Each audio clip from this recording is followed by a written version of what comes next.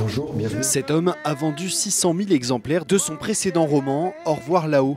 Devenu auteur à succès, Pierre Lemaitre publie cette semaine une nouvelle œuvre intitulée 3 jours et une vie. J'ai commencé à travailler sur la suite d'Au revoir là-haut. Puis au bout d'un moment, je me suis dit, mais c'est pas ce que j'avais prévu de faire et je crois quand même que le mieux, c'est de faire les livres que j'ai envie de donner aux lecteurs. J'avais décidé de faire ce roman sur un jeune meurtrier. Je me suis dit, si je ne le fais pas maintenant, je ne le ferai plus jamais.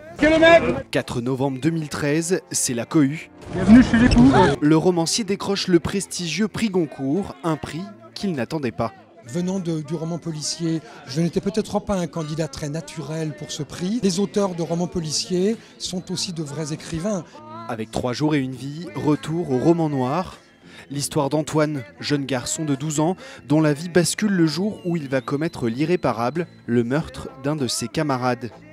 Un livre que Pierre Lemaitre a principalement écrit ici, sur la mezzanine de son appartement. Ici, les livres qui me servent pour le livre en cours. Moi, je me rends compte que je travaille à l'hôtel, je travaille dans l'avion, je travaille dans le bus, je travaille dans le métro, je travaille n'importe où. Je ne suis pas extraordinairement maniaque, quoi, voilà, c'est ça. Mais c'est vrai qu'on a des images des écrivains, et on est même un peu déçu quand on se rend compte qu'ils sont finalement des gens un peu ordinaires et comme les autres, quoi. Ordinaire, c'est tout le contraire des personnages inventés par Pierre Lemaitre. Des histoires passionnantes. Preuve de l'engouement pour l'auteur, ce nouvel opus est d'ores et déjà tiré à 150 000 exemplaires.